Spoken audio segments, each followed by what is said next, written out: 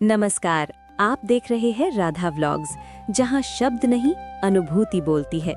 ये मंच है उस ज्ञान का जो जीवन को दिशा देता है। आज हम प्रवेश कर रहे हैं भगवद गीता के दिव्य अध्याय में, जहां कर्म, ज्ञान और संन्यास एक होकर सत्य बन जाते हैं। आइए श्री कृष्ण के वचनों के साथ आत्मा की यात्रा शुरू करें। भगवद गीता का चौथा अध्याय है ज्ञान, कर्म, संन्यास योग। कुरुक्षेत्र का आकाश भारी था। युद्ध अभी शुरू नहीं हुआ था, लेकिन मनुष्यों के भीतर युद्ध अपने चरम पर था। शंखनाद गूंज चुका था, सेनाएं आमने सामने थीं और उसी रणभूमि में एक रथ खड़ा था, जहां जीवन के सबसे गहरे प्रश्न पूछे जा रहे थे। अर्जुन का मन अब भी शांत नहीं हुआ था। अध्याय 3 में उसे कर्म का महत्व समझाया गया था, लेकिन अब उसके भीतर एक और जिज्ञासा जन्म ले चुकी थी। ये जिज्ञासा कर्म से आगे थी। ये जिज्ञासा ज्ञान की जड़ तक पहुंचने की थी।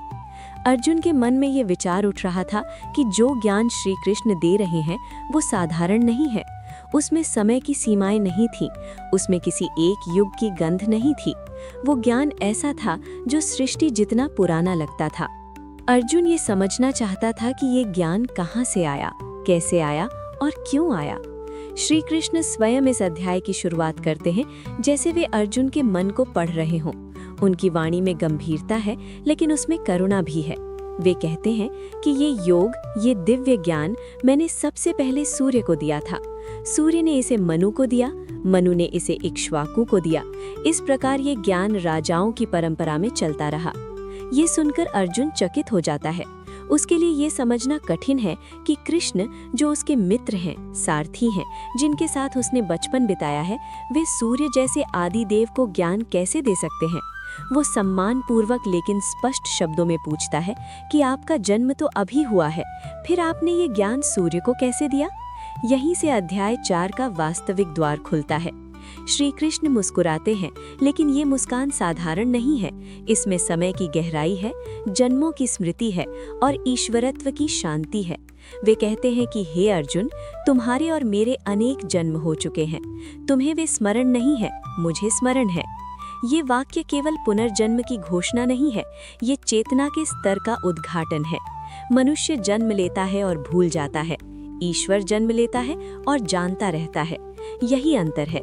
श्री कृष्ण आगे कहते हैं कि मैं अजन्मा हूँ, अविनाशी हूँ और सभी प्राणियों का ईश्वर होते हुए भी अपनी प्रकृति को अधीन करके अपनी योग माया से प्रकट होता हूँ। मेरा जन्म किसी कर्म का परिणाम नहीं है, मेरा जन्म करुणा का परिणाम है। जब जब धर्म की हानि होती है, जब जब अधर्म बढ़ता है, जब जब मनुष्य सत्य से दूर चला जाता है, तब तब मैं स्वयं को प्रकट करता हूँ, साधुओं की रक्षा के लिए, दुष्टों के विनाश के लिए और धर्म की पुनः स्थापना के लिए।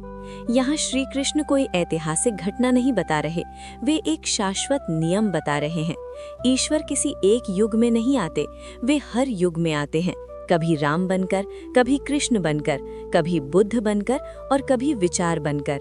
अवतार का अर्थ शरीर धारण करना मात्र नहीं है। अवतार का अर्थ है चेतना का नीचे उतरना, ताकि अंधकार में फंसे मनुष्य को मार्ग दिखाया जा सके। जो मनुष्य मेरे इस जन्म और कर्म को दिव्य रूप से जान लेता है, वो देह त्याग के बाद पुनः जन्म नहीं लेता, वो मुझे प्राप्त होता है। ये वाक्य अत्यंत गहरा है। इसका अर्थ ये नहीं कि कोई केवल कृष्ण की कथा जान ले।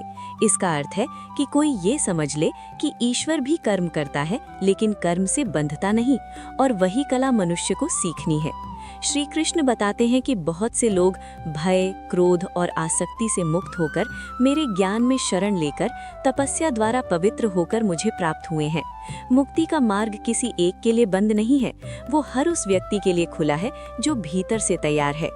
लोग जैसे मेरी शरण लेते हैं, मैं उन्हें वैसे ही फल देता हूँ। ये ईश्वर की पक्षपातहीनता है। कोई मुझे ज्ञान से खोजता है, कोई भक्ति से, कोई कर्म से।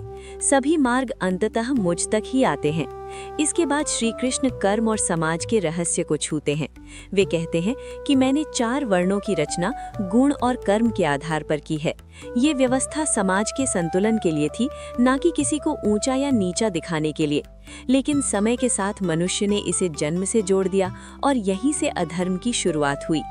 श्री कृष्ण स्पष्ट करते हैं कि मैं इन सब का कर्ता होते हुए भी अकर्ता हूँ, क्योंकि मैं कर्मों में आसक्त नहीं हूँ। मैं कर्म करता हूँ लेकिन फल की इच्छा नहीं करता। यहाँ से कर्म और अकर्म का रहस्य जन्म लेता है। जो व्यक्ति ये समझ लेता है कि कर्म करते हुए भी कर्तापन छोड़ना संभव है, वही वास्तव में मुक्त है।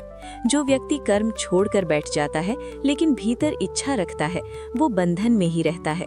प्राचीन काल के ज्ञानी पुरुष भी इसी सत्य को जानकर कर्म करते थे। उन्होंने कभी कर्म से भागकर मुक्ति नहीं पाई, उन्होंने कर्म के भीतर ही मुक्ति को खोजा। इसीलिए श्री कृष्ण अर्जुन से कहते हैं कि तुम भी वही करो। युद्ध से भागना ज्ञान नहीं है, युद्ध को यज्ञ बनाना ज्ञान है। अब श्री कृष्ण अर्जुन को कर्म के और गहरे रहस्य में ले जाते हैं। वे कहते हैं कि कर्म क्या है ये समझना सरल है, विकर्म क्या है ये भी समझा जा सकता है, लेकिन अकर्म को समझना अत्यंत कठिन है। कर्म वो है जो धर्म के अनुसार किया जाए, विकर्म वो है जो धर्म के विरुद्ध हो, लेकिन अकर्म वो अवस्था है जहाँ कर्म करते हुए भी भीतर कोई हलचल नहीं होती। जो मनुष्य कर्म में अकर्म देखता है और अकर्म में कर्म देखता है, वही वास्तव में ज्ञानी है। ये वाक्य सुनने में उलझा हुआ लगता है, लेकिन इसका अर्थ बहुत स्पष्ट है। जब कोई व्यक्ति बिना अहंकार, बिना आसक्ति, बिना फल की इच्छा के कर्म करता है, तब उसका कर्म वास्तव में कर्म नहीं रहता, वो अकर्म बन जाता है। और जब कोई व्यक्ति बाहर से कर्म छोड़ देता है लेकिन भीतर इच्छाओं में जलता रहता है, तब उसका त्याग भी कर्म बन जाता है। जिसके सारे कर्म कामना रहित होते हैं, जिनके कर्म ज्ञान की अग्नि में जल चुके होते हैं, वही सच्चा ज्ञानी है। ऐसा व्यक्ति ना किसी वस्तु पर निर्भर होता है, ना किसी व्यक्ति पर। वो संतुष्ट रहता है, तृप्त रहता है और कर्म करते हुए भी खाली रहता है। उसका जीवन यज्ञ बन जाता है। यहाँ श्री कृष्ण यज्ञ की अवधारणा को केवल अग्नि तक सीमित नहीं रखते। वे कहते हैं कि यज्ञ जीवन की अवस्था है। जब तुम अपने अहंकार को आहुति देते हो, वो यज्ञ है। जब तुम अपनी इच्छाओं को संयम में रखते हो, वो यज्ञ है।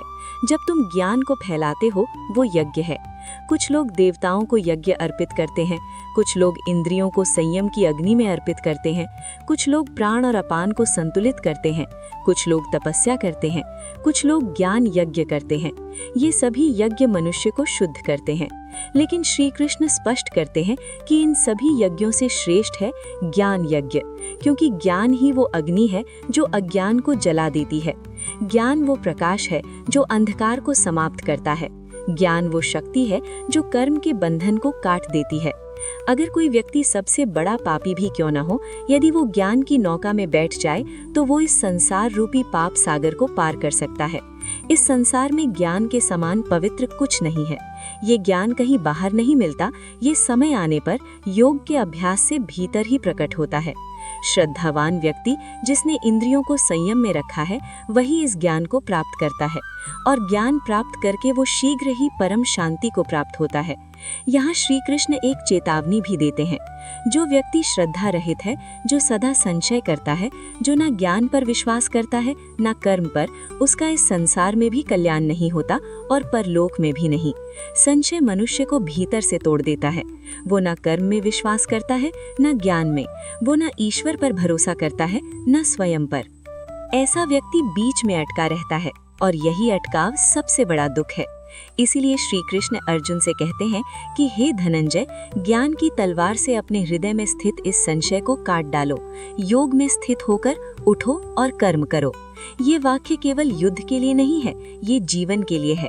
हर मनुष्य के जीवन में ऐसे क्षण आते हैं जब वो जानता है कि क्या सही है, लेकिन फिर भी हिचकता है। वही क्षण निर्णायक होता है। श्री कृष्ण यहाँ स्पष्ट कर देते हैं कि ज्ञान का उद्देश्य कर्म से पलायन नहीं है, ज्ञान का उद्देश्य कर्म को शुद्ध करना है। जो व्यक्ति ये समझ लेता है कि कर्म करना उसका धर्म है, लेकिन फल का स्वामी ईश्वर है, वही वास्तव में मुक्त है।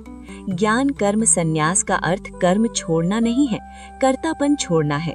जब मनुष्य ये छोड़ देता है कि मैं कर रहा हूँ, तब उसका कर्म ईश्वर का कर्म बन जाता है, और तब वो कर्म उसे नहीं बांधता। यहीं पर अध्याय 4 का सबसे गहरा संदेश छिपा है। संन्यास बाहर का नहीं है, संन्यास भीतर का है। कोई जंगल में जाकर भी संसार से भरा रह सकता है, और कोई संसार में रहकर भी मुक्त हो सकता है। श्री कृष्ण ये भी स्पष्ट करते हैं कि कर्म योग, ज्ञान योग और भक्ति ये 3 अलग अलग रास्ते नहीं हैं। ये एक ही पर्वत के अलग अलग मार्ग हैं। शिखर एक ही है। जो कर्म करता है उसे ज्ञान चाहिए, जो ज्ञान चाहता है उसे श्रद्धा चाहिए, और जो श्रद्धा रखता है उसके भीतर भक्ति स्वतः प्रकट हो जाती है। अर्जुन अब इन बातों को केवल सुन नहीं रहा था, वो उन्हें जीने लगा था।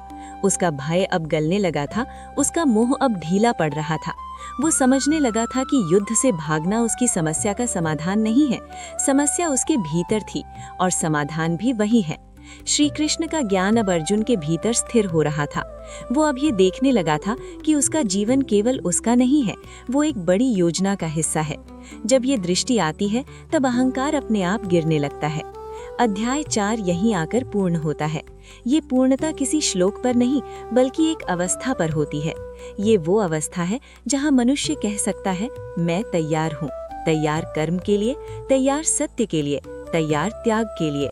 ये अध्याय हमें सिखाता है कि ईश्वर ज्ञान देता है, लेकिन उसे धारण करना